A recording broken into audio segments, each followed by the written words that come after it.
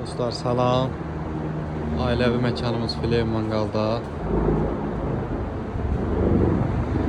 İnşallah gedirik uşaq sığınacağına. Bəh.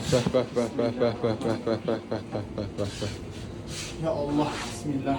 Uzun çıkkılı balaca peygamberimiz. Ağa ustamız. İnşallah Hara gedirik? güzel bağlarımıza inşallah dalda teyamlarımızdan hürmet edeceğiz. Ana baba. Bir de bak. Bəh. Aparıq isti, gözəl bağlarımıza. Hala qanudarımıza bağlamaq. Qaçın elədir, qayret.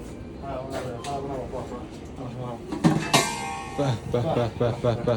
Aparaq gözəl bağlarımız bundan. İnşallah dadına baxsınlar. Gözəl bağlarımız inşallah. Gözəl dallı teyamlarımızdan dostlar. Hər zaman xidmətinizdəyik. Pizzalarımız, pidelərimiz inşallahdır. Böyle. Xidmətinizdəyik dostlar.